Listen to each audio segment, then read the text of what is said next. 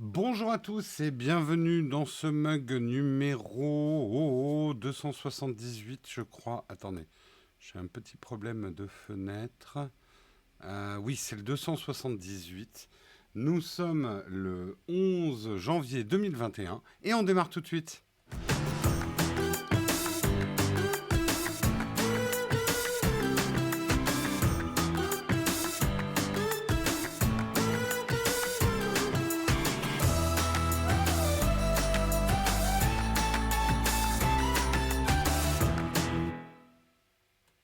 Bonjour à tous, j'espère que vous allez bien en ce lundi matin. Oui, on a des lags avec le générique. J'ai pas encore eu le temps de me pencher sur le problème. C'est des choses qu'on va résoudre. Ça me fait chier aussi, hein, pour rien vous cacher. Mais ouais, je pense que mon Mac ne tient plus trop la route. Il faut que j'installe le PC. Enfin bref. Pendant quelques temps, je pense qu'on aura un peu des lags de générique quand c'est moi qui fais l'émission. Ouh là là, il y a des cadeaux ce matin.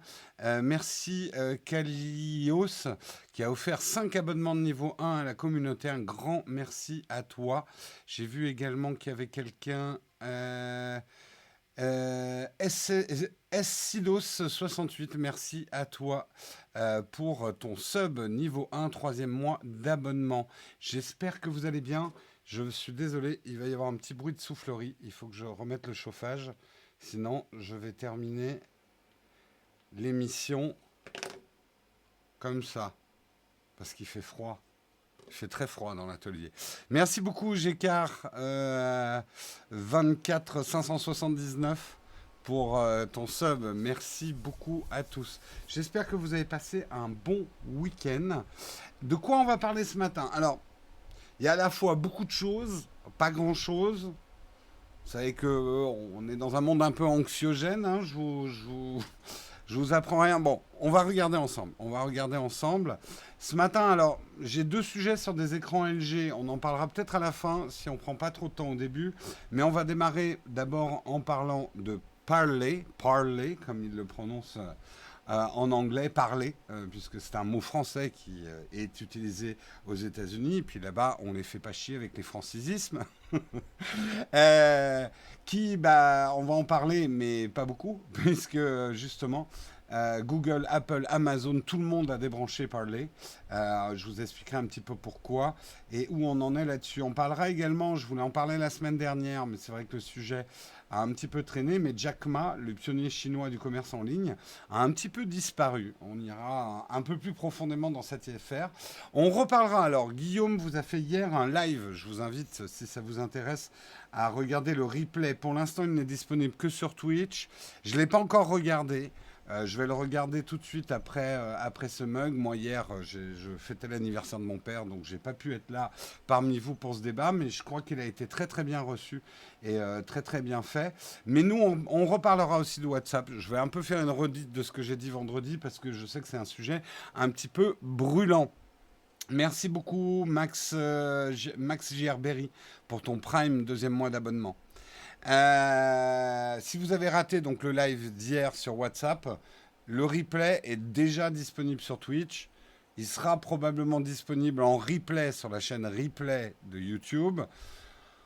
On verra après.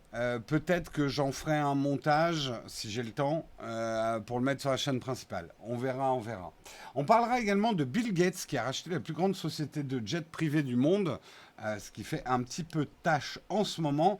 Et nous aurons pendant la tartine un débat un petit peu plus cool, parce que j'avais pas envie de faire un débat sur les sujets un peu technopolitiques, géopolitiques du jour, mais plutôt un débat qu'on a déjà eu, mais qu'on va continuer à avoir, sur la sortie des films directement en streaming est-elle une bonne idée? Et donc ça sera dans la tartine. Mais ce que je vous propose, c'est qu'on commence tout de suite par le Kawa. On va parler de parler.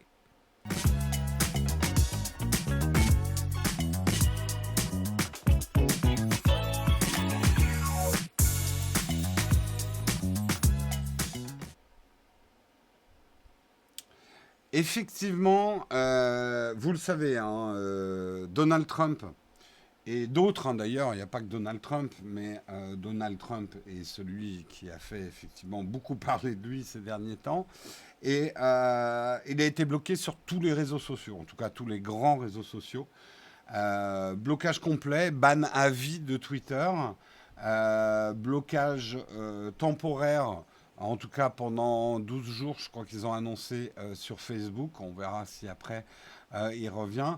Sur Instagram également, et effectivement, Donald Trump a été complètement bloqué. On reviendra sur les problèmes de liberté d'expression. On en a déjà parlé, mais je pense qu'il faut que toutes les voix s'expriment sur le sujet.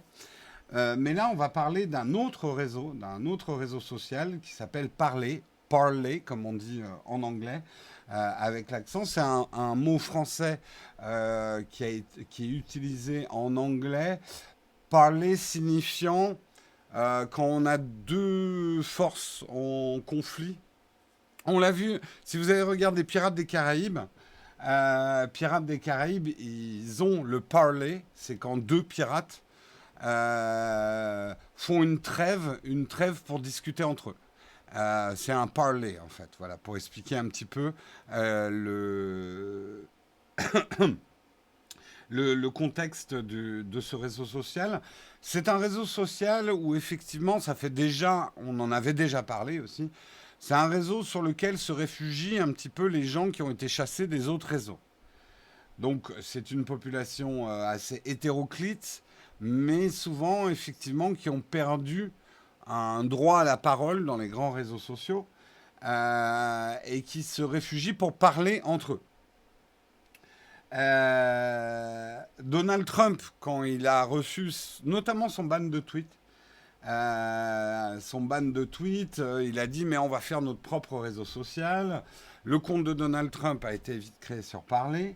Mais vendredi et ce week-end, les choses ont commencé à mal tourner pour Parler, puisque Google et Apple ont dit attention, on commence à voir des messages extrêmement violents sur Parler, des images extrêmement violentes. Alors, si vous suivez un petit peu l'actualité, vous savez qu'on a de plus en plus d'images sur ce qui s'est passé au Capitole, et ça fait froid dans le dos. Vraiment, ça fait froid dans le dos.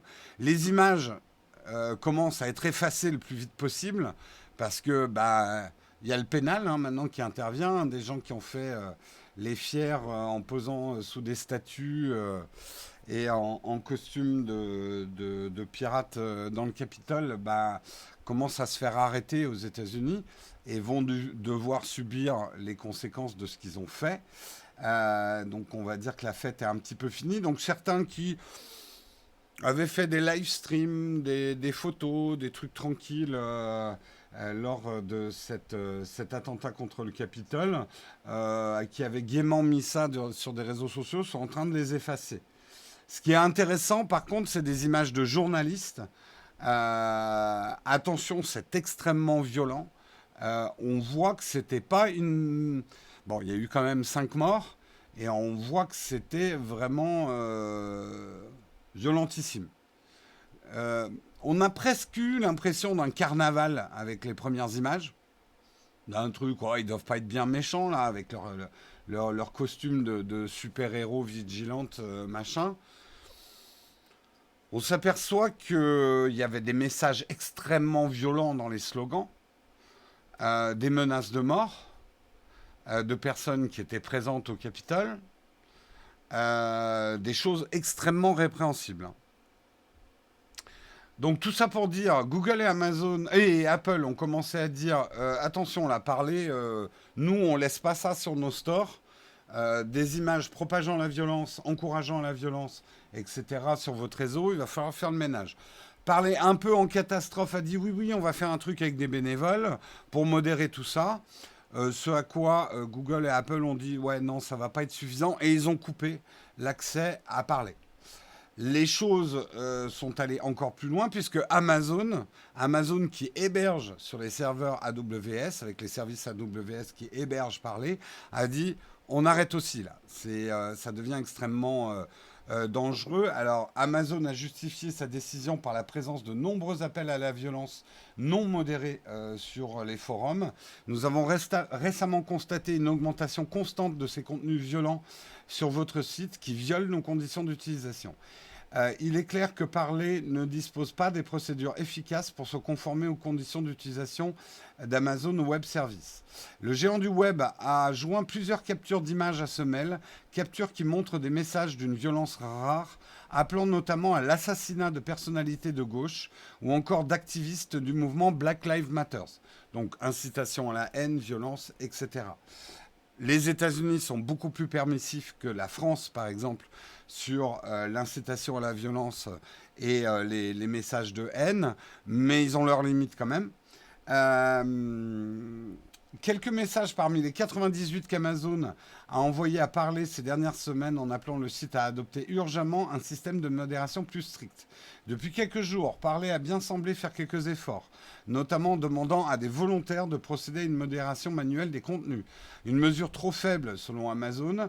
Vous avez présenté un plan pour modérer de façon plus proactive les contenus violents, mais vous prévoyez de le faire avec des volontaires. Nous estimons que ce plan naissant qui consiste à utiliser des volontaires pour identifier et supprimer les contenus dangereux promptement ne fonctionnera pas, alors que le nombre de messages violents augmente rapidement. À ceci s'ajoute le fait que vous n'avez toujours pas supprimé la majorité des contenus que vous nous avez envoyés. Étant donné les événements malheureux qui ont eu lieu à Washington cette semaine, il y a un risque sérieux que ce type de contenu incitera de nouveau à la violence. De son côté, le CEO de Parler, John Matz, estime, sur Parler d'ailleurs, que cette mesure est une tentative de supprimer la liberté de parole sur Internet. C'est effectivement le grand débat et la ligne de défense effectivement de ces réseaux sociaux alt, c'est de dire nous on défend la liberté de parole quelle qu'elle soit. Et il précise que le site pourrait être indisponible durant une semaine, le temps de trouver un autre hébergeur. Il y a eu des rebondissements cette nuit, c'est que Parler s'enfonce encore plus et est lâché par ses avocats. Plus aucun provider ne veut prendre le risque d'héberger Parler. Il s'estime effectivement victime d'une attaque coordonnée des géants de la technologie pour tuer la concurrence. Je pense que le problème va un petit peu au-delà de la concurrence, mais on va en parler. Parler, en effet, était d'ailleurs supprimé sur l'App Store et Google Play Store plus tôt ce week-end. Alors, si on prend tout ça, alors effectivement, comme c'est dit dans la chatroom, la neutralité du net n'a rien à voir avec ça. Vincent, tu as raison. La neutralité du net n'est pas au-dessus des lois. Il y a des lois qui... Je ne suis pas sûr. Ça va, Google tu veux donner ton avis? Tu veux prendre le micro aussi, peut-être? Putain, c'est pas vrai, hein. Ça faisait longtemps que tu ne me l'avais pas fait, celle-là. À force de tout neutraliser, ne vont-ils pas pousser à l'utilisation du dark web? J'ai plusieurs connaissances qui me demandent comment y accéder. Ils veulent un Internet sans filtre. On est face à un problème extrêmement complexe. Effectivement, il y a toujours un équilibre à trouver entre la liberté d'expression. Un rappel quand même que ces services, tous ces services, même Parler, sont des services. Quand j'entends des gens s'égosiller en disant « mais on coupe la liberté d'expression », rien n'oblige un réseau social à héberger telle ou telle personne. Ils ont le droit de choisir leurs utilisateurs. Après, comme on l'a dit vendredi, serait-il temps qu'on légifère sur les réseaux sociaux en leur limitant ces décisions? Est-ce que c'est aux réseaux sociaux de décider qui a le droit de parler ou pas? C'est un débat complexe, parce que d'abord c'est un débat international, et il faudrait des instances de contrôle internationales. Donc c'est pas un truc qu'on va régler en deux cuillères à peau. Je suis le premier à dire, de toute façon, en chassant le problème, il va se recréer ailleurs et fermenter dans son coin. C'est tout le danger, effectivement. Ces groupuscules ultra, plus on leur enlève des médias, plus ils vont être virulents dans des coins plus cachés du web. Et du coup, bien rester entre eux, ne subir plus aucune critique. Parce que c'est ça, les gens qui veulent un Internet sans filtre, ils voudraient un Internet sans aucune règle. Donc ils vont bien rester entre eux, bien moisir dans leur coin, ce qui est extrêmement dangereux aussi. Je pense, quand on regarde justement les nouvelles images qu'il y a du Capitole, et là où on en est aujourd'hui, je pense que le problème est devenu autre. J'ai été le premier quand j'ai vu que Twitter, Facebook bloquaient Donald Trump, à dire est-ce que c'est pas dangereux de faire ça? Justement, ces groupuscules, ces personnes, et c'est pas que des groupuscules. Effectivement, la moitié des Américains sont encore pro-Trump. Attention, la moitié des Américains ne sont pas des ultra pro-Trump, comme on a pu voir. La moitié des Américains ne sont pas des QAnon, théories du complot, etc. Mais néanmoins, voilà, on va dire schématiquement, la moitié des Américains ont voté pour Trump. Un peu moins de la moitié, si on se réfère. Bon, on va pas repartir dans l'élection américaine, par pitié. Euh, J'avais tendance à dire c'est peut-être un peu dangereux parce que justement, plus on fera un martyr de Donald Trump, plus ça lui donne une cartouche, plus ça le rend dangereux en fait, plus ça valide sa théorie selon laquelle les élections ont été trompées, qui pour l'instant en tout cas, il n'a pas proposé de preuves probantes, aucune preuve. Et c'est passé par les systèmes législatifs américains. Après, on peut les remettre en cause, mais à ce moment-là, on peut tout remettre en cause. Pour l'instant, il n'y a pas de preuve que l'élection ait été truquée. C'est la parole, entre guillemets, de Donald Trump, hein, pour l'instant. Hein. Et, il a bien essayé, mais voilà. Mm. Après, je pense, au vu des violences qui ont eu lieu et des problèmes qu'il y a avec les ultras, là, je ne parle pas des pro-Trump, je parle des ultras, QAnon, etc. Ces groupuscules ultra-violents, ultra-déterminés, sont complètement manipulés par Donald Trump. Là, je donne mon opinion personnelle, mais je l'ai partagé vendredi. C'est quelqu'un qui a très bien compris que ces gens-là se sentent martyrisés depuis longtemps et sont exclus du système depuis longtemps. Et il a très bien compris, qu'en leur disant qu'il les aime et qu'ils sont des gens spéciaux, comment manipuler ces gens-là à commettre des actions, mais on l'a vu aussi avec le Capitole, à commettre des actions qui sont un peu incontrôlables. Moi, je pense que Donald Trump lui-même est dépassé par les événements. Ce qui en résulte que les réseaux sociaux aujourd'hui sont face à un danger national. On n'est plus là dans des problèmes de liberté d'expression. On est dans des problèmes qu'un Donald Trump ne va pas se rendre à l'élection du nouveau président des États-Unis, indiquant à ses ultras à travers les réseaux que s'ils attaquent le nouveau président, lui, il sera pas là. Ce qui peut être un message extrêmement dangereux avec des gens, on a vu, c'est pas qu'ils ont peur de rien, mais c'est des gens qui vivent dans une dimension complètement parallèle à la nôtre, quoi. Merci beaucoup Julien pour ton prime. J'ai peut-être raté quelques primes. Merci Jacqueline TH pour ton prime également. 7tool07 pour ton prime. Néo92 56 pour ton prime. Merci beaucoup à vous. Donc je crois que là, les réseaux sociaux, et il en va de leur sauvegarde personnelle, hein, il y a une forme d'égoïsme d'entreprise hein, aussi.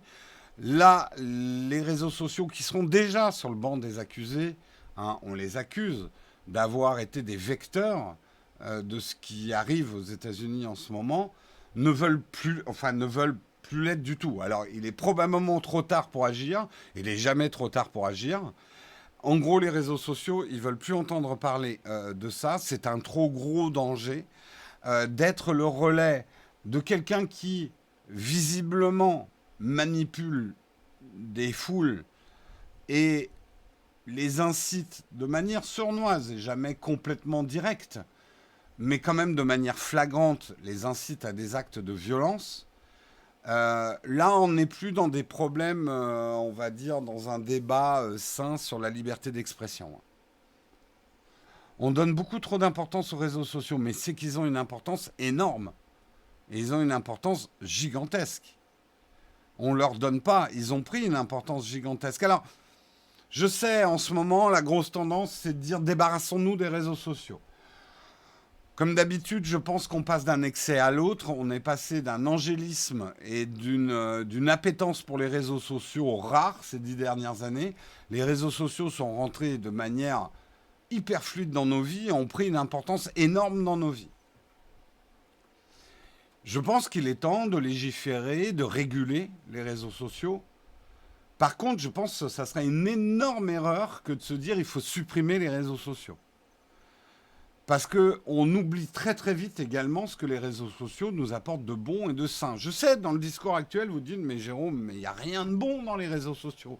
C'est que de la merde, on voit que de la pédophilie, du terrorisme, de la violence. Twitter, c'est hyper toxique, tout ça, c'est de la merde, rejetons tout en bloc. Ben, je ne suis pas d'accord. Je ne suis pas d'accord et il est intéressant, même faites l'exercice chez vous, en ouvrant vos chakras, de faire un tableau des plus et des moins. Et vous verrez que les réseaux sociaux ont quand même, et moi en tout cas c'est l'apport principal des réseaux sociaux, ont rendu le monde plus petit, ont permis à des choses d'émerger qui n'auraient pas émergé. Est-ce que vous avez vraiment envie de retourner dans un monde contrôlé uniquement par les grands médias qui sont contrôlés par des gros milliardaires? Alors vous allez me dire, oui, mais les réseaux sociaux aussi, c'est des gros milliardaires. Oui, mais dans les grands médias tenus par les milliardaires, les seuls qui peuvent s'exprimer, c'est les gens qui, dans ce réseau-là, ont droit à la parole. Il y a quand même une libération de la parole dans les réseaux sociaux qui, pour moi, est un progrès pour l'humanité. Après, certains peuvent être pas d'accord avec moi. Hein. Moi, je vous donne mon avis. Maintenant, effectivement, cette libération de la parole a ses limites. Et c'est là où, aujourd'hui, on est en train d'attendre un problème. Voilà, attention, on a ce fâcheux réflexe, surtout dans des conditions extrêmes. Et là, on est dans des conditions très extrêmes. On est dans une situation anxiogène au possible par rapport aux réseaux sociaux. Et on a vite tendance à jeter le bébé avec l'eau du bain ou à chasser la proie pour l'ombre, de tout mettre dans le même sac, d'oublier les côtés positifs. Et en oubliant dans quoi on risque de retomber aussi.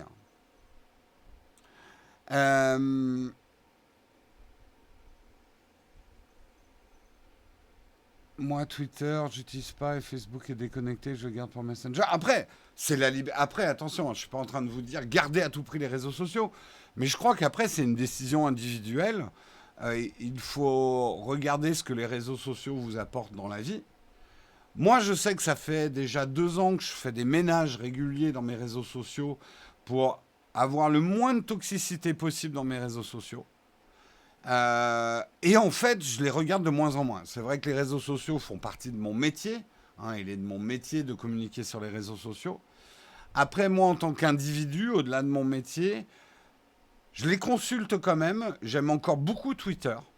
Je le dis. Je sais que c'est à contre-courant de l'ambiance actuelle qui dit ah, Twitter, c'est de la merde. Moi, j'aime encore beaucoup Twitter. Je serais extrêmement handicapé si Twitter devait disparaître. Maintenant, je suis très très vigilant sur ce que je lis sur Twitter et j'ai exclu beaucoup de monde, même encore ce week-end, de mes flux Twitter. Hein, des gens qui viennent m'exprimer leurs avis nauséabonds et me le foutent sous le nez. Je lis le début, cancel tout de suite. Je suis contre la cancel culture, mais j'estime avoir le droit de cancel qui je veux. Hein.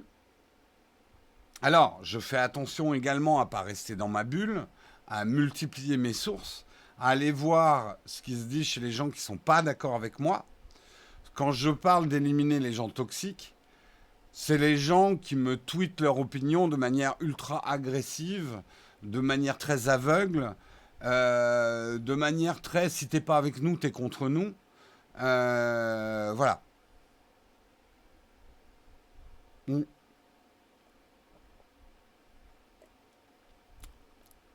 Et effectivement, une règle d'hygiène que je vous conseille, sur Twitter notamment, évitez à tout prix les trending topics.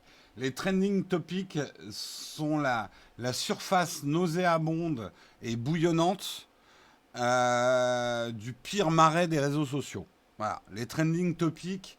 Et là, moi, si Jack, tu m'écoutes, permets-moi de ne pas voir les trending topics sur toutes les applications. Les trending topics doivent être un choix, au même titre que les vidéos recommandées sur YouTube que je regarde jamais.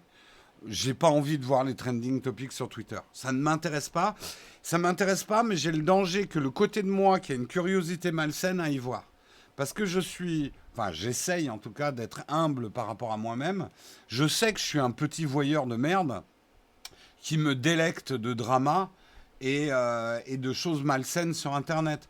je me place pas mieux que les autres. Moi aussi, quand je vois un article, je sais pas moi, les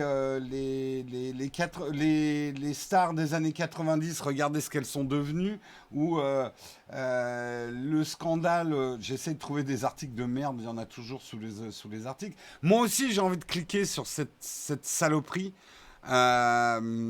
cette pollution pour l'esprit. Je suis le premier à être sensible à ça. Je suis comme tout le monde. Tu me mets un scandale, je vais plus facilement cliquer sur un scandale qu'un message parlant de la positivité du monde. On est attiré, on est attiré par la merde. Disons-le, disons-le. Hein, on est des merdologues en puissance. Mais il faut lutter contre notre nature voyeuriste et sensationnaliste. Et je vous le recommande souvent, que ce soit sur YouTube, les réseaux sociaux, dans votre vie numérique, de tous les jours vous interroger, peut-être attendre un peu avant de cliquer sur quelque chose, réfléchir. Quand on lit quelque chose qui est très orienté, essayer de trouver un avis contraire, multiplier ses sources. Sur YouTube, je vous invite, surtout que maintenant il y a des outils. Évitez de regarder des youtubeurs que vous détestez juste pour leur dire que vous les détestez. Vous leur donnez votre voix en faisant ça. Même un thumbs down, c'est un encouragement pour un youtubeur toxique. Ignorez-les. Vous pouvez même maintenant dans YouTube dire ne me propose plus cette chaîne. Il y a une option, peut-être montrer parce que des gens sont peut-être pas au courant. Yep.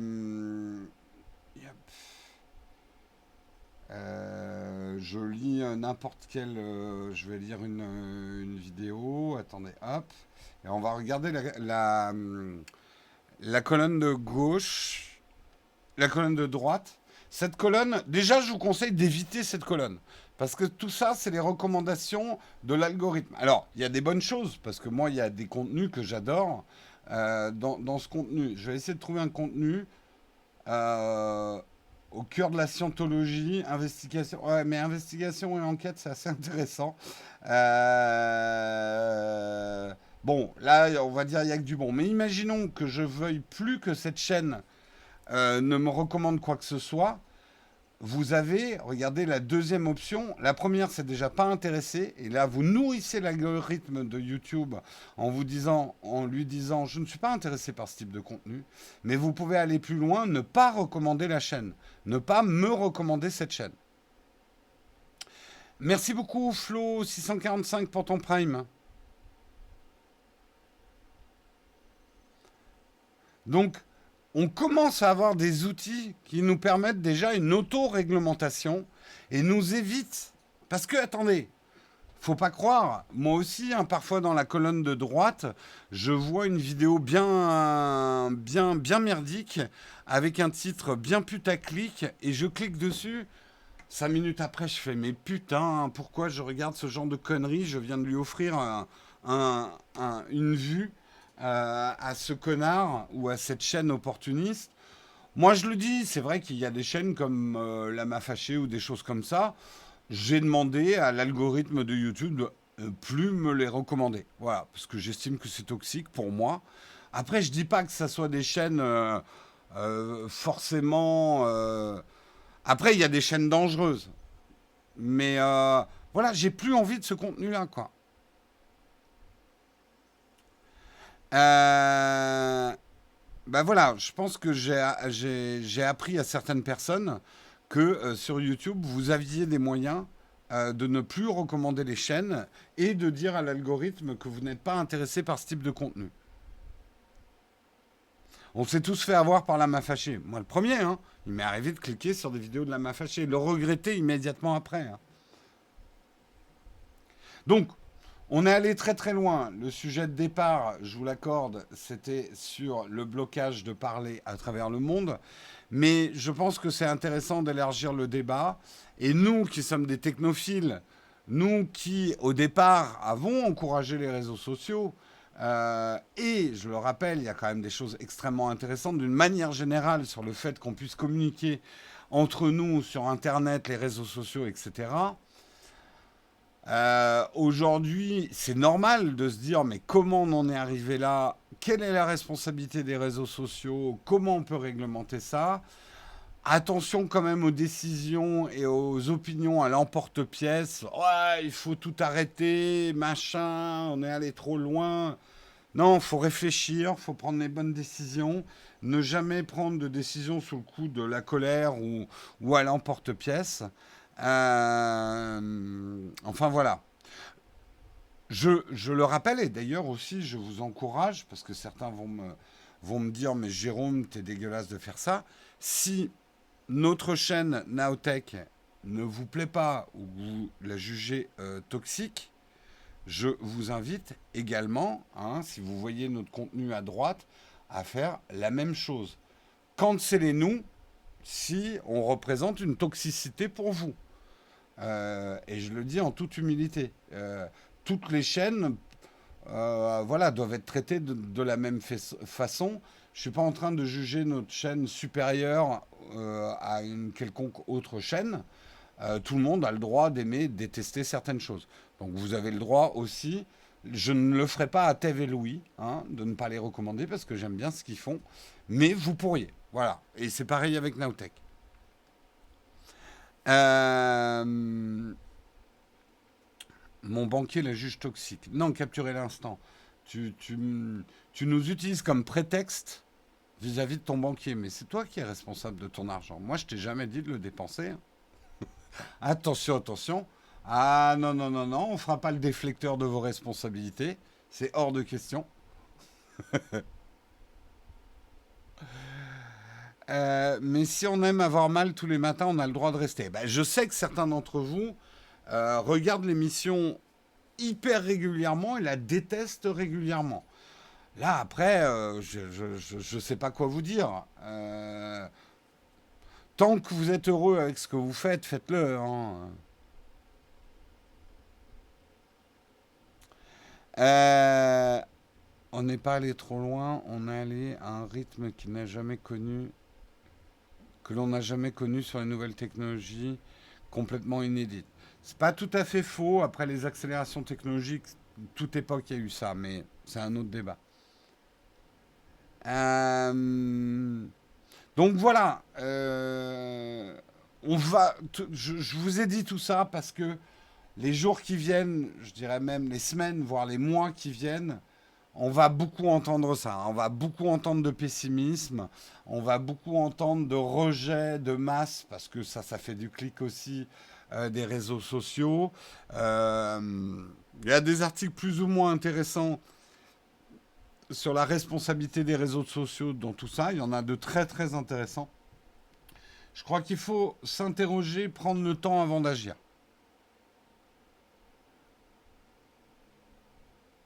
Ce qui nous fait peur, Jérôme, c'est juste quand tu mets ton iPhone dans ta poche arrière. C'est ma liberté de me faire voler. Putain, le jour où ça va m'arriver, vous pourrez me charrier, hein. Euh,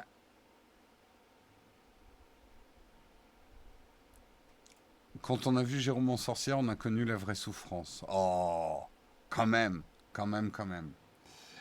On va continuer sur un autre sujet. On va y revenir, hein, sur ce sujet-là dans pas longtemps, puisque je vais reparler de WhatsApp. Mais entre-temps, on va parler de Jack Ma, le pionnier chinois du commerce en ligne. Vous ne le connaissez pas, mais vous connaissez Alibaba. C'est un ancien professeur d'anglais, Jack Ma, qui a fondé le groupe Alibaba en 1999, quand les internautes chinois se faisaient rares. Il a créé ensuite un service de paiement électronique Alipay, qui a suivi 5 ans plus tard, avant que les autorités ne donnent verre à de tels services. Ces deux initiatives ont rapidement dominé leur secteur respectif.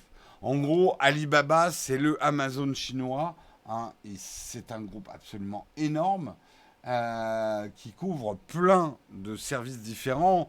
Nous, on connaît le Alibaba distributeur, mais un peu comme Amazon. Aujourd'hui, Alibaba, ils ont plein d'activités. Et le 24 octobre, donc il y a 3 mois maintenant, Monsieur Ma a fait un discours qui s'est un peu retourné contre lui.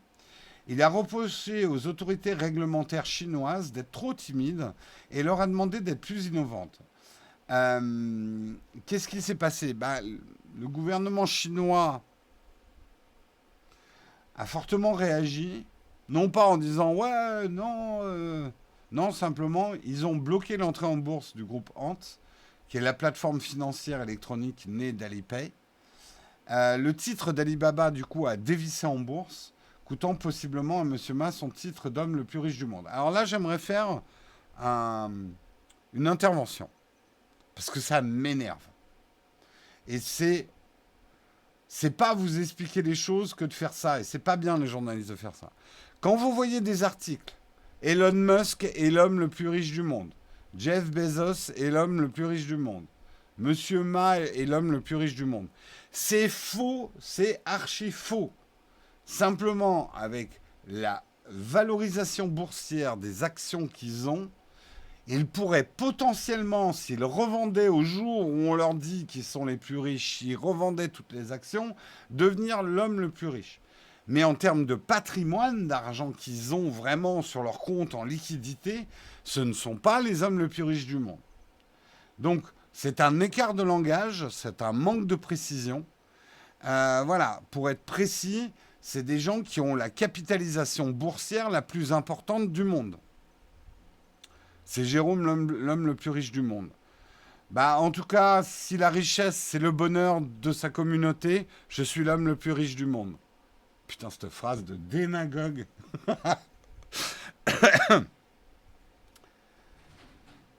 Les actions, c'est du patrimoine. Oui, alors, j'ai pas employé le bon mot. Une action, tant qu'elle n'est pas vendue, n'est qu'une valeur virtuelle. Hein. Une action a une valeur fluctuante. Oui, oui, désolé, voilà, j'ai employé le mot patrimoine. Je voulais dire liquidité. Je voulais dire liquidité. Euh, Il a le cœur riche, Romain.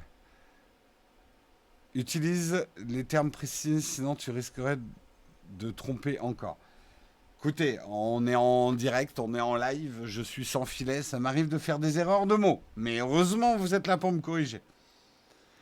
Euh, voilà, ce que je veux juste dire, c'est que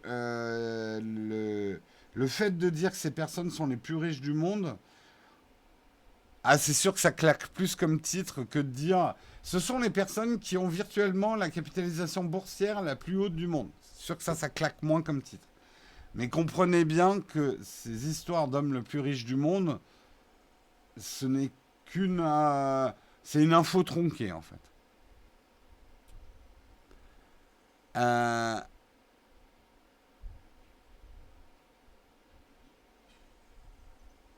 Jeu de mots. Qu'est-ce qui s'est passé là? Bon, en tout cas, voilà, merci la Timothée. Attention quand même avec des choses second degré, humour. J'ai pas suivi, je sais pas ce qui s'est passé. Mais attention avec l'humour l'humour deuxième degré dans le chat. Par essence, le langage écrit est premier degré. Hein. Donc la petite blagounette raciste ou le machin comme ça passe pas. Donc évitez. On peut plus rien dire, évitez aussi. Hein. Euh, Honnêtement, c'est ridicule cette histoire du plus riche. Il est plus intéressant de regarder la capitalisation des plus grandes entreprises. Oui, mais bon, ça vend du clic. On ne peut pas en vouloir aux journalistes qui font ça. Voilà. Ben, regardez, c'est le genre d'article. Oh, oh, Elon Musk est devenu l'homme le plus riche du monde. Vite, il faut que je clique pour regarder ça et que je m'offusque. Mm. Bref, je reviens dans l'article. Donc, comme vous le voyez, le titre d'Alibaba a plongé. Ils ont perdu plus de 20% à la bourse. Donc, on dit que Monsieur Ma n'est plus l'homme le plus riche du monde. Donc, en fait, il ne l'a jamais été, puisqu'il n'avait pas revendu ses actions entre-temps quand elles étaient hautes. Voilà. Euh, Donc, qu'est-ce qui s'est passé? Revenons quand même dans l'histoire. A priori, bah, il s'est fait remonter les bretelles. Parce que c'est comme ça, manifestement, que ça marche en Chine. Euh, en ce moment, c'est beaucoup plus à la mode d'être anti-américain que anti-chinois. Mais quand on voit justement comment les gouvernements chinois régulent leurs entreprises, c'est pas piquer des verres, hein, comme on dirait. Euh, En fait, alors c'est une surprise pour moi, mais manifestement, la Chine a aussi des problèmes avec les monopoles. Et en gros, il y a une chose culturellement qui se fait pas trop en Chine, c'est de se mettre très en avant. Et c'est vrai que Monsieur Ma a commencé à énerver de plus en plus le gouvernement communiste chinois euh, en l'ouvrant un petit peu trop et en critiquant directement le régime, droit dans les yeux. Ça se fait pas. Alors, il n'y a pas si longtemps, je pense qu'il aurait disparu dans une mine de sel quelque part profondément dans la Chine et on n'en aurait plus entendu parler. Aujourd'hui, le gouvernement chinois fait plus vraiment ça, mais a priori, il lui est rien arrivé de grave à Monsieur Ma, mais en gros, il a fermé sa gueule. On l'entend plus. De toute façon, ce n'est plus le CEO du groupe, et ça fait quelques années, mais il était encore au board. Mais du coup, il a annulé toutes ses apparitions publiques, télé, etc. En gros, et on le saura probablement jamais, je pense que le gouvernement chinois a fait passer un message à Monsieur Ma suffisamment sérieux pour que Monsieur Ma la ferme. Il s'est fait ghost. Euh, c'est pas le premier à se faire kidnapper en Chine. Oui, je pense qu'après, bon, on verra, mais le gouvernement chinois ne prendrait pas le risque de faire disparaître vraiment quelqu'un qui est aussi visible sur la scène internationale. Mais par contre, il y a toujours des moyens de pression pour dire à quelqu'un, bon, maintenant tu te tais, hein, voilà, hein, on veut plus t'entendre, Monsieur Ma. Ce qui est très dangereux. Là, on pourrait parler de problème de liberté d'expression, par exemple. Il a annulé toutes ses apparitions publiques. Oui, donc il est allé miner du sel. Ouais, on va dire que c'est un peu ça quand même. Il a disparu publiquement.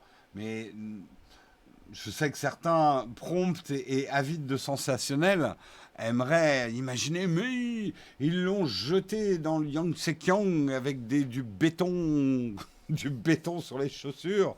Euh,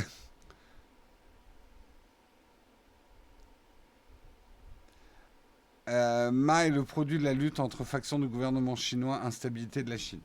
Bah, on sait que la Chine, bon, de toute façon, on est dans les paradoxes chinois, et il y en a.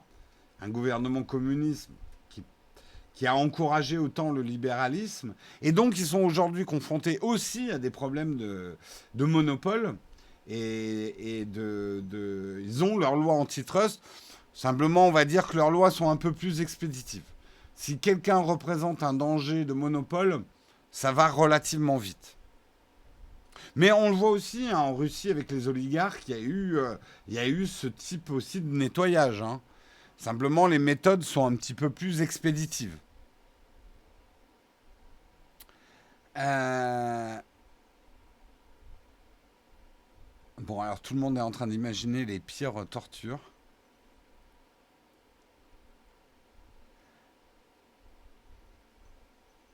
Le fait qu'il soit le président d'Alibaba, tout le monde en parle. Oui, je pense quand même que la Chine, ils sont pas débiles. Hein. Ils savent qu'aujourd'hui, même s'ils ont fermé beaucoup de choses, on regarde ce qui se passe. Et ils n'ont pas envie. Enfin voilà, je pense pas qu'ils le fassent disparaître. Peut-être par contre, dans 1 ou 2 ans, quand on n'en parlera plus de Monsieur Ma, on le retrouvera étendu sur les carreaux de la cuisine. Il a glissé.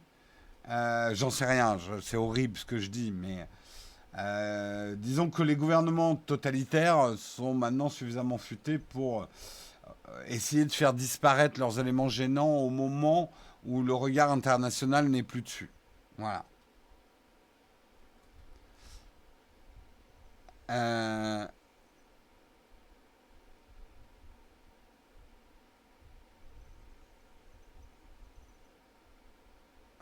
Jérôme, l'oracle de la cuisine. What? Enfin bref. Donc voilà un petit peu ce qui arrive à Jack Ma. Euh, Ça va être intéressant à suivre comment la Chine, effectivement, gère ces problèmes de monopole. On va revenir, je vais pas... Parce qu'on a déjà fait l'article, mais j'aimerais, tout le monde n'était pas là vendredi. Je le redis, sur la chaîne hier, il y a eu un débat mené par Guillaume sur WhatsApp, justement. C'était hier, dimanche, à 15 heures. Le replay est disponible sur Twitch si vous voulez aller le voir tout de suite après cette émission.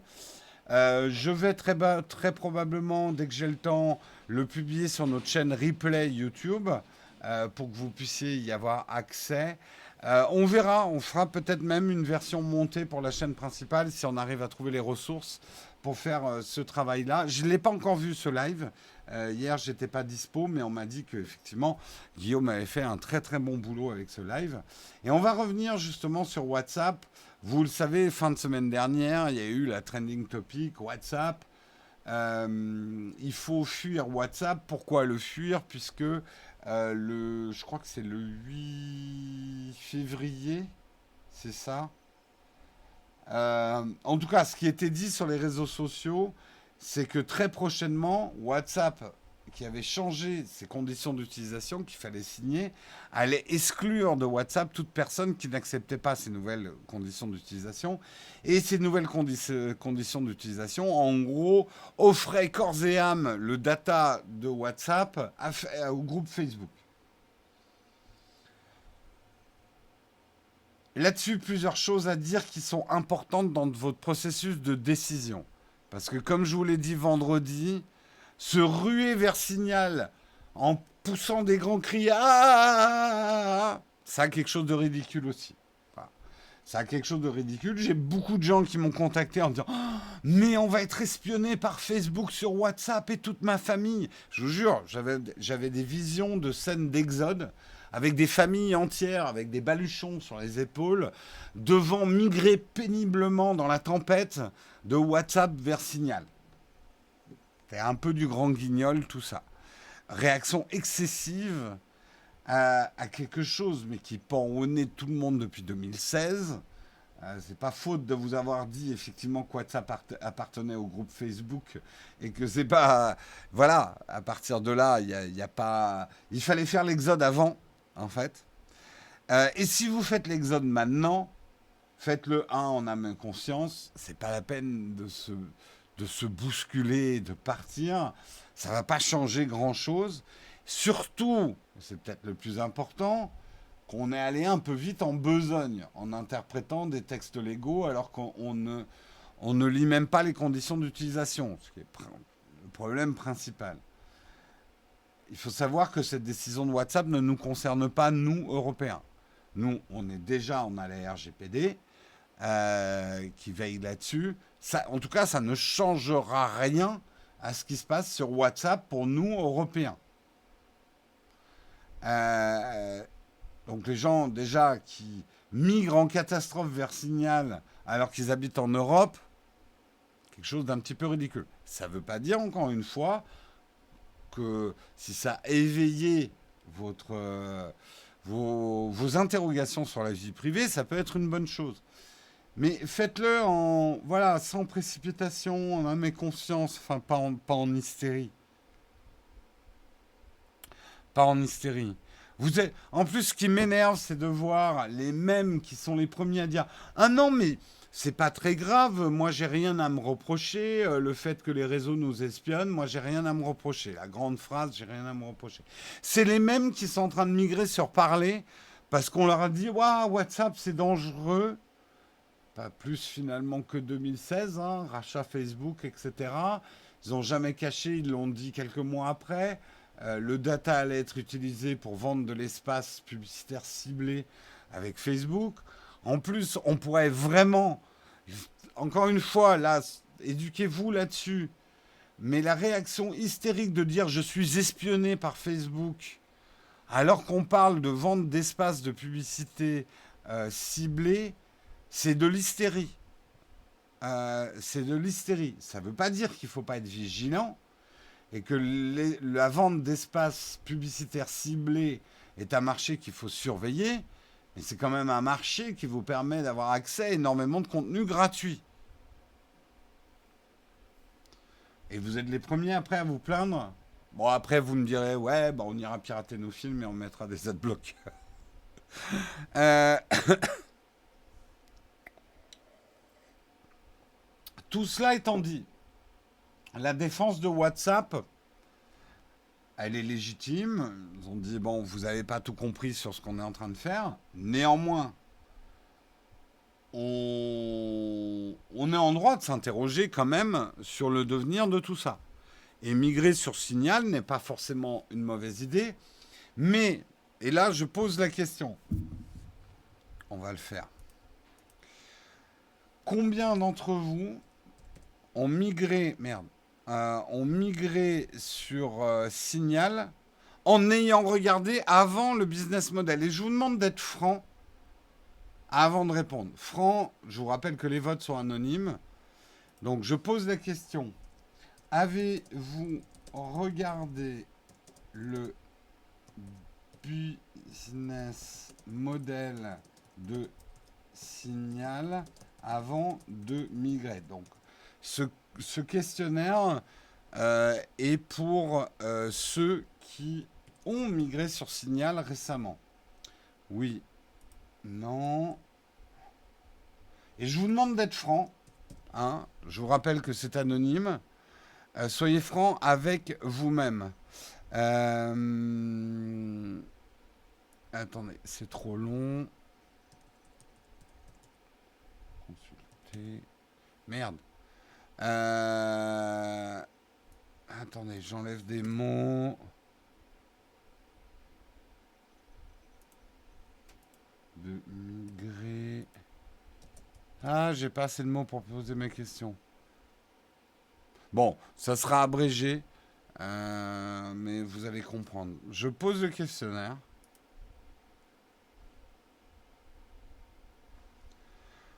Donc, répondez franchement, avant de migrer sur Signal ou avant même de penser à migrer sur Signal, avez-vous regardé son business model? Répondez de manière anonyme et franche.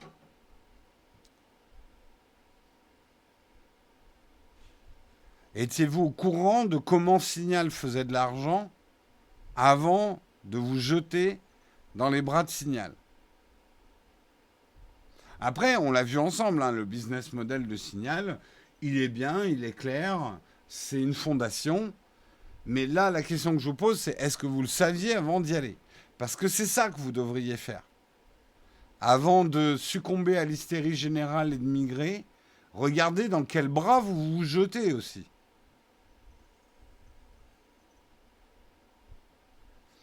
Informez-vous de comment une plateforme qui vous rend des services gagne de l'argent.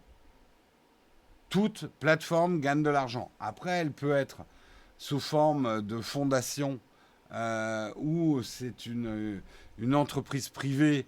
Elle peut avoir des business models publicitaires basés sur le crowdfunding, ce genre de choses. Ne me renvoyez pas les 0,01% de sites qui existent dans le monde par pur bénévolat parce que n'oubliez pas que rien qu'un hébergement de site ça coûte. Oui, je sais qu'il y a du pur bénévolat, mais c'est une infime exception.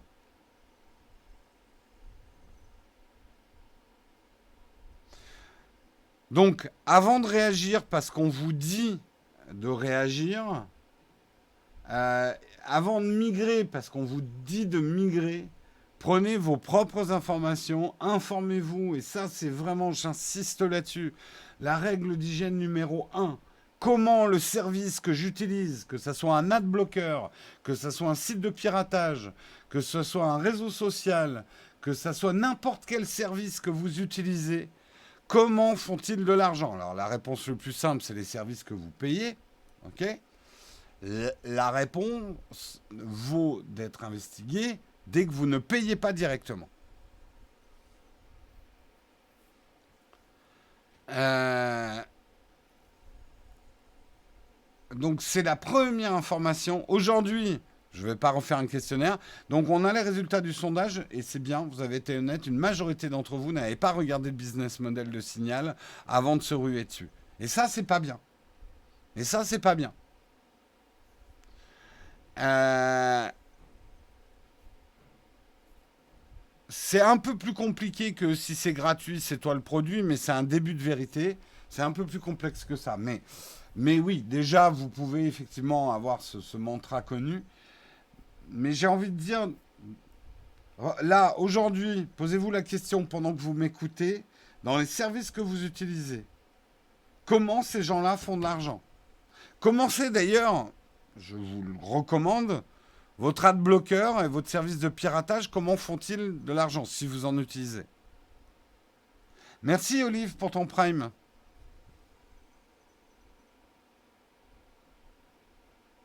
Oui, c'est quoi leur business model? C'est la question qu'il faut se poser. Mais même, vous êtes en train de regarder un live de la chaîne Nowtech sur Twitch, vous êtes-vous posé la question sur notre business model?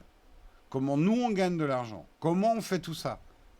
Est-ce que vous pensiez que je me réveillais le matin à 6 heures pour être là à 8 heures le matin, juste pour vos beaux yeux, ou parce que je me fais chier dans la vie, c'est un loisir, un passe-temps?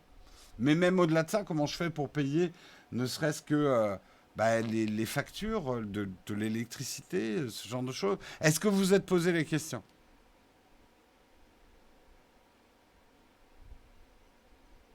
Mais même quand on est dans un but non lucratif, on gagne de l'argent quand même, on a des frais de fonctionnement.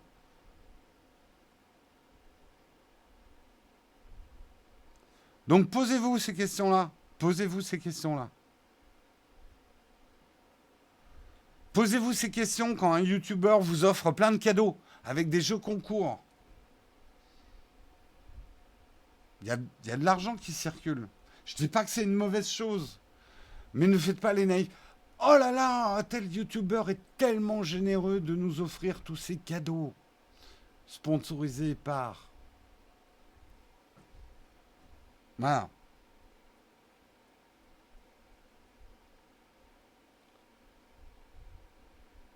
Je suis millionnaire et je fais ça bénévolement pour le plaisir. Non, c'est pas mon business model. Wikipédia, c'est gratuit? Non, c'est pas gratuit. Wikipédia repose sur les dons. Le business model de Wikipédia, c'est les dons. Alors, c'est pas parce que vous en faites pas à Wikipédia qu'ils n'ont pas besoin de dons.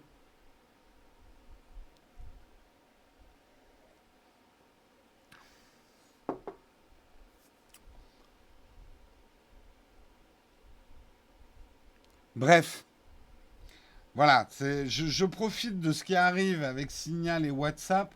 On me demande est-ce que WhatsApp c'est mieux que Signal, c'est mieux que WhatsApp? Signal protégera plus votre vie privée. C'est une évidence. Mais vous savez, vous allez découvrir peut-être pour certains d'entre vous cette année, quand Apple va mettre en place notamment ce système qui va permettre de désactiver les pubs ciblées sur vos Instagram, vos Facebook et même ailleurs sur le web, certains vont comprendre leur douleur. Ce que je peux vous garantir, je le vis là depuis quelques temps, les publicités non ciblées sur Internet, mais c'est l'enfer. Il y a un prix à payer, quoi, en gros, hein, pour conserver sa vie privée. C'est l'enfer, c'est horrible. J'ai des pubs pour n'importe quoi, n'importe où. Je préférais la période où Facebook, le groupe Facebook, utilisait mon data pour me présenter des pubs ciblées personnellement.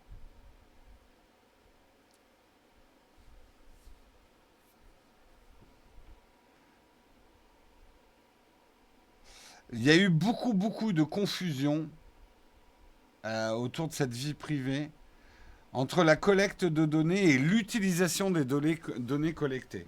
Je pense que d'ailleurs c'est notre rôle, nous, chroniqueurs tech, de vous expliquer que la récolte de données est quelque chose de normal. Un programme ne peut pas fonctionner s'il ne récolte pas de données. Après, les problèmes se posent. Quelles sont les données récupérées? Où elles sont stockées? Est-ce qu'elles donnent lieu à une vente d'espaces publicitaires ciblés grâce à ces données?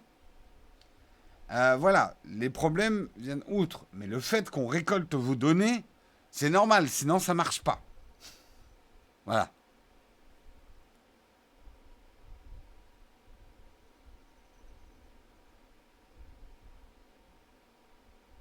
Je me suis retrouvé avec des pubs pour soutifs rembourrés perso. Ah oui, non, mais à partir du moment où tu n'es plus du tout ciblé, bah ça craint. Oula, on est raidé par Host Politique. Eh bien, bienvenue à tous nos amis de Host Politique qui a lancé un raid sur la chaîne avec 655 personnes.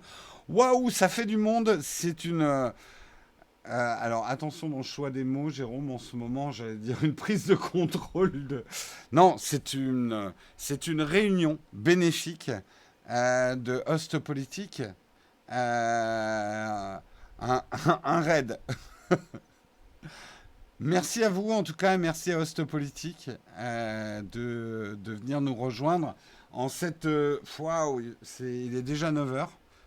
Normalement c'est la fin, mais on n'a pas encore fini.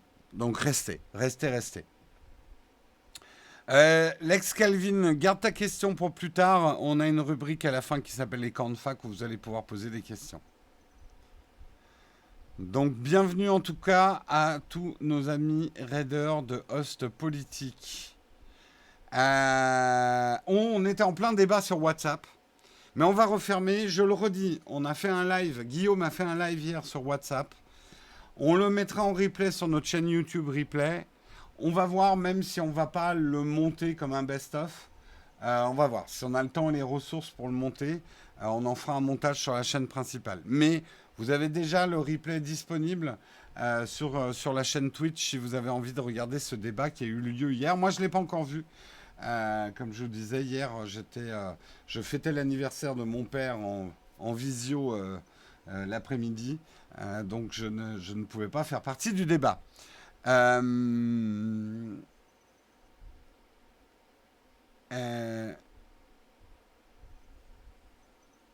Perso, j'ai un adblocker, zéro pub sur ton téléphone. Oui, mais je le répète, repose-toi la question. J'ai rien contre les adblockers. On va dire que j'ai rien contre les adblockers. Comment ton adblocker fait de l'argent? Est-ce que tu t'es posé la question de comment ton adblocker faisait de l'argent? Je te dis pas qu'ils en font de manière malhonnête, forcément. Je te dis juste de te poser la question. Est-ce que tu t'es au moins posé la question? Est-ce que tu leur as posé la question? Comment ils gagnent de l'argent? Voilà, c'est le seul truc qu'il faut se dire. Et ça, vous devez appliquer cette règle d'hygiène numérique sur tout ce que vous faites sur le web. Oh, ce jeu, il est trop génial, en plus, il est gratuit. Oui, mais comment ils font de l'argent? Oh là là, ce youtubeur, il est génial, il part à l'autre bout du monde. Oh là là, c'est trop bien la qualité de prod. Oui, mais comment il fait de l'argent? Posez-vous toujours cette question. Toujours, toujours, toujours, toujours. T'as payé l'adblocker. Bah voilà, au moins t'as déjà la réponse. Tu payes un adblocker, donc quelque part ils font de l'argent en bloquant le contenu des autres. Bon, on va pas partir sur le débat sur les adblockers.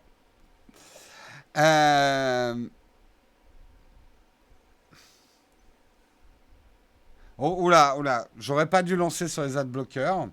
C'est un sujet extrêmement complexe. Mais bon, bref, non, donne pas ton avis, Jean. Stop, stop, stop, stop. Oh, c'est pas une question de boomer, Sagada Jones. Mais juste pour que vous compreniez un petit peu les adblockers, imaginez le Moyen-Âge. En pire qu'un boomer. Il y a un village qui produit du contenu. Il y a vous. Et entre le village et vous, il y a un pont. Il y a un mec qui se met au milieu du pont et qui dit: tu veux voir le contenu là qu'il y a derrière moi? Tu payes. Voilà. C'est une manière d'expliquer un petit peu le business des adblockers. Et c'est pas eux qui l'ont produit, hein, le contenu qu'il y a derrière. Allez, on continue. Sinon, on va partir dans d'énormes débats. Je voulais juste faire un entrefilet, mais du coup, là, on est très en retard. Mais c'est une info assez importante quand même. Bill Gates vient de racheter la plus grande société de services pour jets privés. Ce qui fait un peu tâche. On sait quand même que les jets privés sont une cause de pollution énorme. Et d'ailleurs, les universitaires de l'université de Lund en Suède ont dit que Bill Gates serait l'un des plus grands super émetteurs du monde parce que le milliardaire américain a pris 59 vols de jet et parcouru plus de 321 000 km en jet privé. La totalité des voyages de Bill Gates en jet privé au cours de cette année aurait émis environ 1600 tonnes de dioxyde de carbone. Les chercheurs précisent dans leurs études que les jets privés émettent jusqu'à 40 fois plus de dioxyde de carbone par passager que les vols commerciaux classiques. Donc, je ne sais pas. Alors, peut-être que Bill Gates a racheté la plus grosse société de jets privés pour la fermer. Alors là, ça serait un geste écologique énorme. On sait que Bill Gates, il l'a dit, c'est son plaisir coupable, les jets privés. Enfin, c'est quand même un plaisir coupable qui pèse énormément. Est-ce qu'il faut, alors là, évitons de tomber d'un excès à un autre, est-ce qu'il faut interdire tous les jets privés?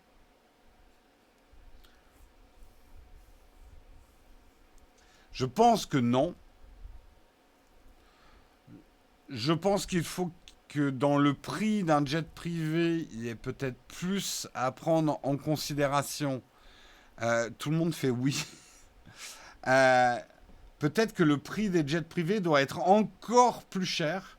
C'est-à-dire que la taxe carbone, on doit surtaxer les jets privés et leur faire payer la pollution qu'ils engendrent.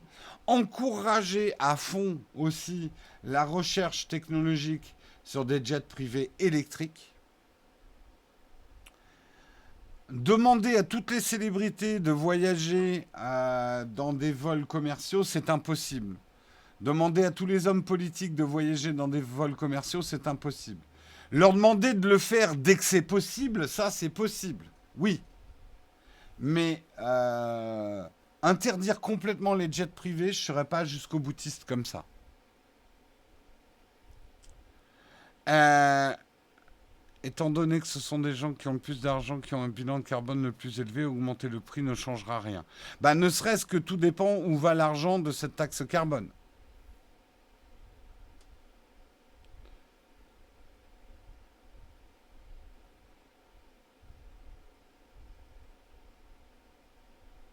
Euh, Ils payeront la taxe, non? Quelle est la raison de ne pas leur interdire? Bah, c'est simplement que quand tu es une célébrité, quand tu es un homme politique ou une personne qui doit se déplacer d'un point A à un point B sur la planète, d'abord, tu n'as pas toujours les vols commerciaux te permettant ce déplacement rapide. Et là, je pense surtout aux politiques. Parfois, le déplacement doit être rapide parce qu'il y a des dossiers à traiter. Ensuite, en pensant aux célébrités, il n'est pas toujours possible, même si on te met en première classe, etc.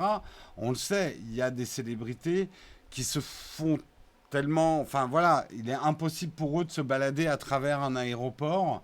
Ou alors, il faut vraiment leur mettre la cagoule sur la tête, etc. Donc, c'est pas forcément possible. Après, je suis d'accord, Scamp, réfléchir à la nécessité du déplacement. Je pense que ce qui nous arrive actuellement sur la planète va nous faire réfléchir à la pertinence de certains déplacements. Après, de dire on n'a plus besoin de déplacement du tout, c'est un peu utopiste.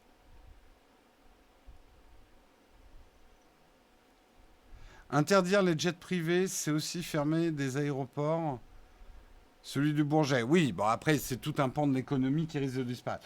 Après, attention, qu'on ne me fasse pas dire ce que j'ai pas dit. Je suis pas à dire ouais, il faut conserver les jets privés pour que les stars de rock prennent leur rail de coke en l'air et boivent du champagne. Enfin voilà, tout en polluant 40 fois plus qu'un voyageur normal. Non, non, non, non. Je suis pour une régulation, une modération. On n'en sait rien pourquoi Bill Gates a racheté cette société de jets privés du monde. Peut-être justement c'est pour réguler les choses. On verra. On verra.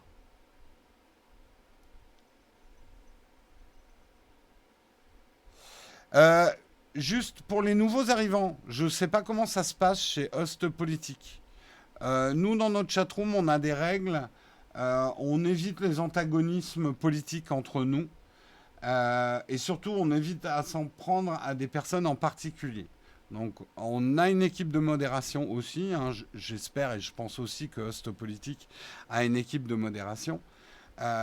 Donc, voilà, on est très heureux de vous accueillir. Vous avez peut-être vos os et coutumes, vos us et coutumes, sachant que nous, on a les nôtres aussi. Et effectivement, on a le droit d'être virulent sur certains sujets dans la chatroom, mais jamais virulent envers une personne. Et effectivement, on est plutôt un magazine de technologie avec des opinions. Et bien évidemment, on parle de politique parce qu'il n'y a pas de technologie sans politique. Mais on va éviter de se focaliser là-dessus. Voilà. Oui, nous aussi, on fait des jeux de mots pourris. Hein, ça, c'est... Et pas de majuscules non plus. C'est une de nos règles d'or. Pas de majuscules dans vos commentaires. Vous risquerez de vous faire bloquer. Euh, Bah écoute, on le saura hein, pour le Bill Gates. Moi j'ai juste pour le Bill Gates. Ah c'est joli. C'est vrai que c'est le mec qui aura jamais un Gates sur le dos quoi, parce que ça sera juste le Bill Gates.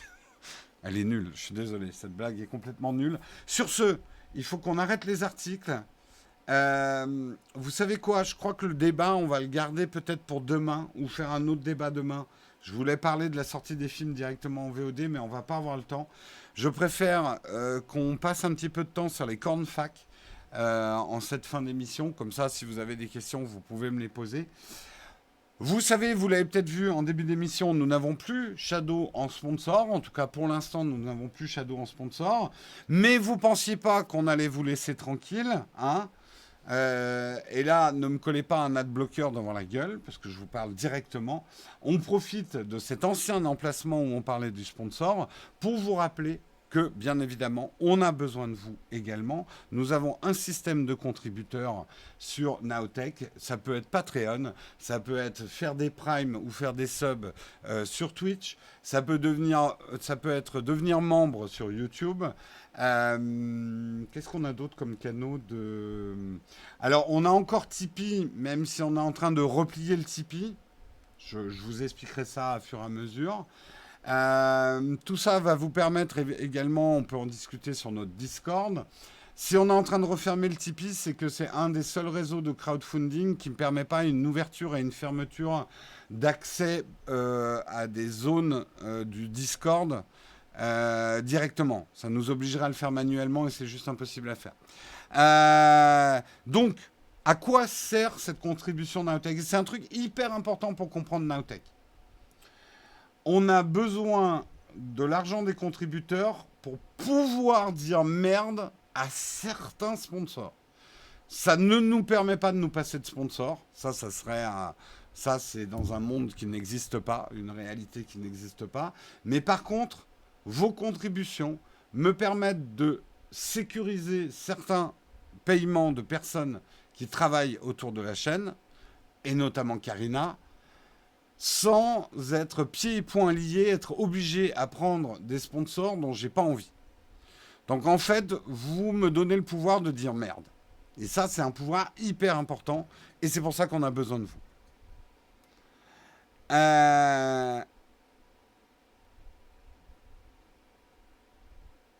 Alors, on va pas refaire le débat pourquoi Nowtech a besoin de l'argent, si. J'en ai marre de vous expliquer pourquoi une chaîne YouTube a quand même besoin de... a quand même des frais, quoi.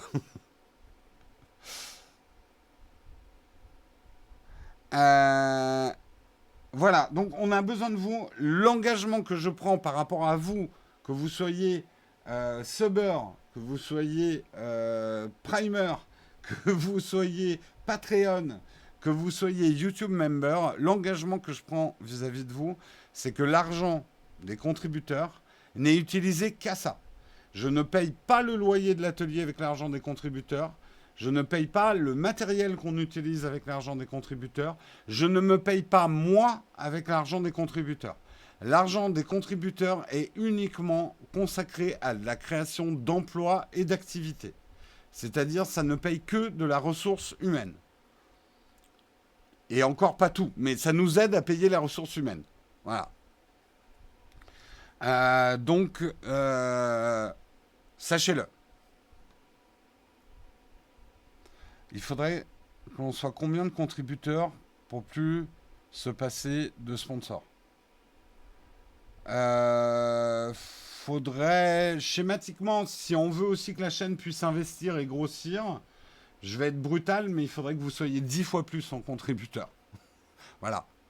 Aujourd'hui, la chaîne atteint un niveau de rentabilité entre 7 000 et 10 000 € de chiffre d'affaires par mois. Je suis super transparent. De chiffre d'affaires, hein. Pas de bénéfices machin, hein. Le chiffre d'affaires aujourd'hui, la chaîne doit faire entre 7 000 et 10 000 € de chiffre d'affaires pour mois pour être rentable. Si derrière on veut pouvoir investir et lancer des prods plus ambitieuses et embaucher plus de monde, il faut qu'on ait un chiffre d'affaires supérieur à ça. Voilà. Moi, je gagne ma vie avec les sponsors. Justement, moi, je me paye avec les sponsors. Enfin, je paye tout le reste avec les sponsors, dont moi. Oui, c'est peu. On est une toute petite PME. Hein. C'est tout petit, tout petit. Hein.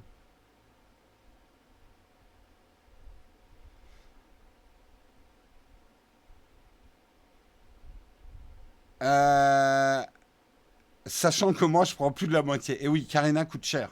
Le talent, coucou Caribou, je t'avais pas vu. Le talent coûte cher. Et puis, bien sûr, il y a, bah, oui, il y a le budget yacht. Putain, on l'oublie toujours, ce budget yacht. Nous sommes actuellement à 15,30 € pour le budget yacht. On va y arriver. Il était combien? 135 millions de dollars, c'est ça le yacht? On va y arriver, moi je vous dis. On va y arriver. Allez, on passe à la dernière rubrique de l'émission. Je suis super en retard. Donc on chante la tartine, mais on va passer directement au cornfac. Et c'est maintenant.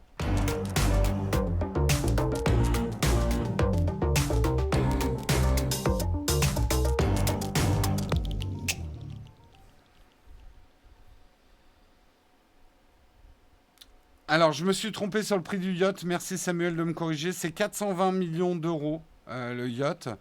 En fait, j'étais le canot de secours dont je parlais.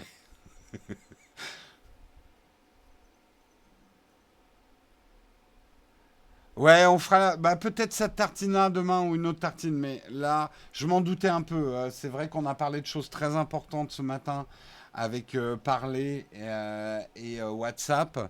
Je préfère qu'on prenne le temps de discuter entre nous. Une petite question, le code RhinoShield est toujours valable? Toujours valable, il va bientôt y en avoir un nouveau. Alors, on aura peut-être des promos un peu moins intéressantes de RhinoShield cette année. Mais par contre, il y aura des promos d'exception à certains moments. Voilà, tout ce que je peux vous dire.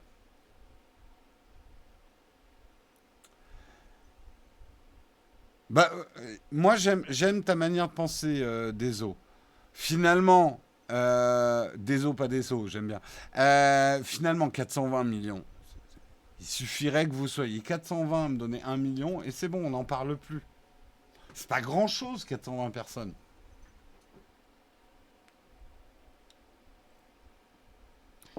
Concrètement, une grosse vidéo prend combien de temps de production de A à Z? 60 heures, à peu près.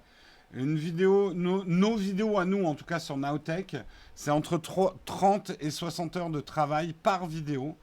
Je sais hein, qu'il y a des youtubeurs et nous, on pourrait faire des vidéos qui prendraient, enfin, allez, 4-5 heures de production, mais c'est pas ce qu'on a envie de faire.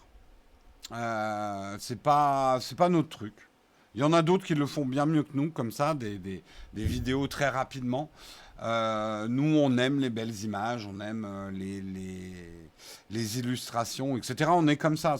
Si on prenait pas de plaisir à faire ce qu'on fait, franchement, j'ai jamais autant bossé de ma vie pour aussi peu d'argent. Donc, si en plus c'était pour me péter les couilles, il est hors de question que je fasse ça, quoi. Donc oui, on fait les vidéos comme on a envie de les faire. C'est vraiment pas la bonne manière de faire des vidéos et de faire une grosse chaîne YouTube, ce qu'on fait, hein, je préfère vous prévenir. Euh,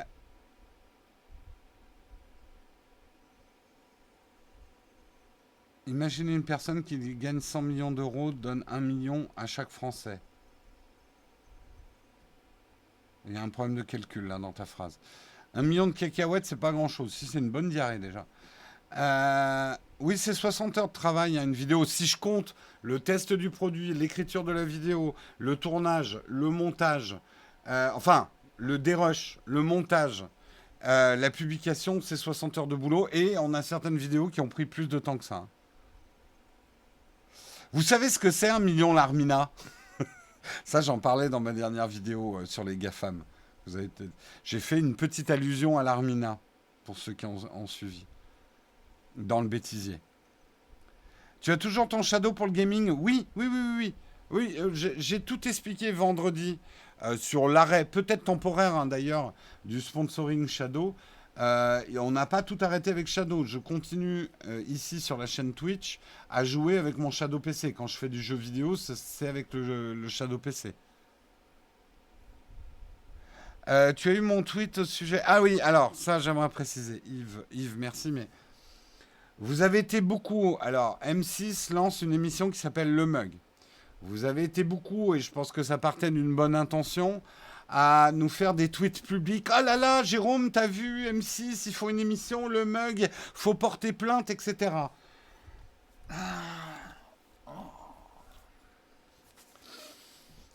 Bon, d'abord, nous, on s'appelle Le Mug Nowtech. Donc, ça n'a rien à voir avec Le Mug. Il est hors de question qu'on ait le moindre problème avec M6, donc c'est très gentil de votre part de nous tenir informés. Je l'avais vu déjà il y a un certain temps. Maintenant, voilà, il ne faut pas qu'on exige. Enfin, voilà, c'est deux mondes complètement différents. Ne mélangez pas tout. C'est très gentil. Oui, oui, je sais, toi, Yves, mais j'ai eu énormément de tweets dans ce sens-là, ou de DM, ou de machin. Euh, voilà, je sais qu'on est dans un monde où ça me rappelle quand on avait fait notre logo No Watch, tout le monde qui voyait un œil qui était fait vectoriel disait oh, ces mecs-là vous ont piqué votre logo.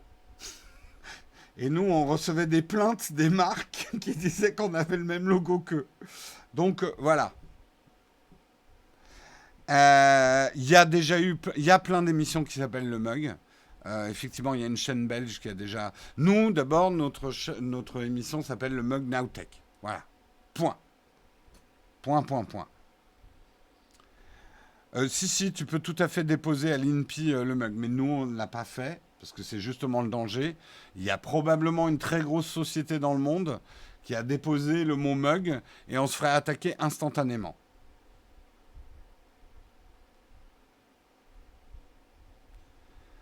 Euh,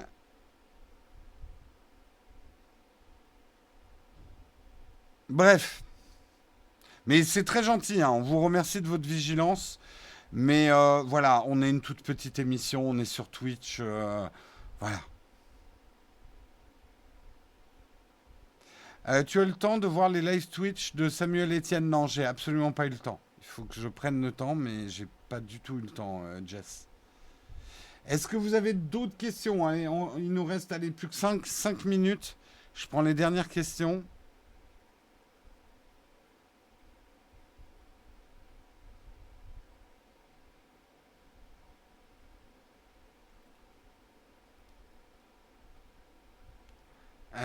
Non, ils reprennent le grand cactus. De quoi vous parlez? Les M1, c'est du bon. J'en ai pas, moi, de Mac M1. Mais ouais, ça a l'air d'être du bon. Moi, j'attends le M2, en fait, personnellement. Je vous l'ai dit. Alors, j'admets mon erreur. J'aurais peut-être dû prendre un M1 pour le tester pour la chaîne. Là, le problème, c'est que les délais de livraison sont tellement longs que je vais faire la chaîne, je vais faire la vidéo quand le M2 sera sorti. Mais oui, d'après tous mes collègues qui ont testé des M1, c'est quand même une vraie petite révolution dans le monde des processeurs. C'est pas nouveau, mais Apple a fait quelque chose de très bien avec les M1, oui. Est-ce que Nowtech a un business model viable? Bah, disons qu'après 5 ans où on a perdu de l'argent comme une vache éventrée, on perd moins d'argent. Voilà, on perd beaucoup moins d'argent. De là en gagner, c'est un autre problème. Que penses-tu du Xiaomi M1? Je sais pas, je l'ai pas eu en main, je l'ai pas testé. Non, c'est pas cher de ouf en plus les M1.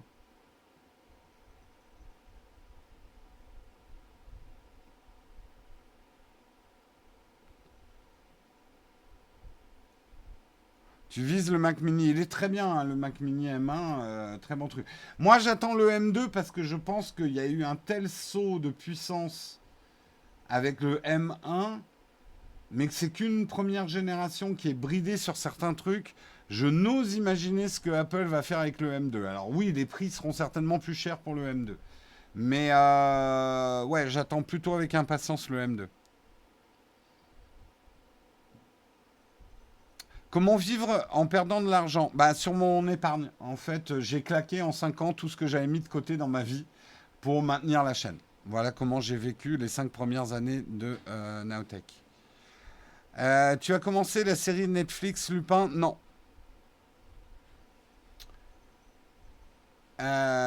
Pour remplacer mon salaire, je pense que c'est le bon mot. Non, je suis pas un gars, j'ai investi dans mon projet. Alors, oula, oula, je suis pas en train de faire Cosette, hein.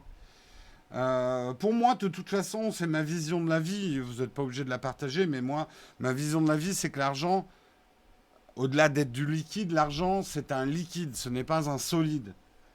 Alors oui, j'ai pas acheté d'appart, mon patrimoine n'est pas machin, mais j'avais de l'argent, ça m'a permis de l'investir dans un projet, j'en suis très content. Je n'ai jamais vu l'argent comme quelque chose de solide qu'il fallait stocker.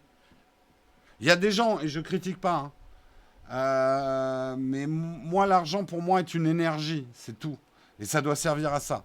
L'argent doit être productif et doit produire. Mais c'est ma vision des choses, hein. Euh, Bonne surprise, Lupin. Ouais, j'ai commencé à avoir des premiers avis, c'est pas mal.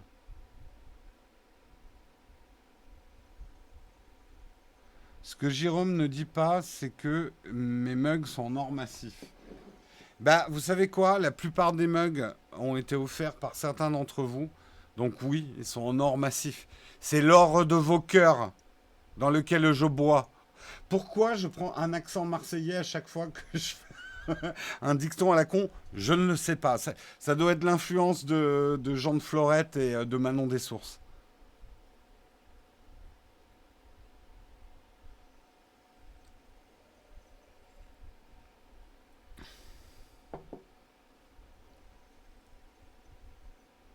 Mireille Mathieu sort de ce corps. Bon, sur ce les amis, j'ai été ravi. Et manifestement, on avait beaucoup de monde ce matin, hein. J'ai peut-être pas remercié tous ceux qui ont pris un sub. Je vais le faire rapidement. Dame Fouette, merci pour ton sub. Camille la fripouille, merci pour les 2 bits. Ben, Host Politique pour son raid. Olive 40 pour ton prime. Le Bub pour ton prime. Bourzoufette pour ton sub. Merci, continuez de votre qualité qui m'amène chaque jour à réfléchir de plus en plus à ma vie numérique. Et ben écoute, ravi. Flo 645, merci. Jimmy Lafleur, merci. Julien Go, Jacquelinette, 7tool07, Néo 9256, je crois que je vous ai déjà remercié. En tout cas, merci à tous. Merci d'avoir suivi l'émission. Demain matin, je vous retrouve à 8h. Puisque c'est moi demain matin. Mercredi, ça sera Marion. Jeudi, ça sera Guillaume. Et moi, je reviendrai le vendredi pour ceux qui veulent un petit peu le planage. Je vous fais des très très gros bisous. Peut-être une vidéo sur la chaîne principale aujourd'hui. On croise les doigts. On doit normalement en publier une. Je vous dis pas le sujet. Ça sera une découverte, mais rien d'anxiogène. Rien d'actualité, rien d'anxiogène. C'est une petite vidéo qu'on a tournée entre Noël et le jour de l'an. Rien d'offensif, rien d'offensant. Enfin presque. Sur ce, je vous fais des très très gros bisous et on se retrouve demain matin. Je vais voir si on peut raider quelqu'un. Je décide ça pendant le générique. Donc vous pouvez rester pendant le générique de fin si vous voulez raider quelqu'un.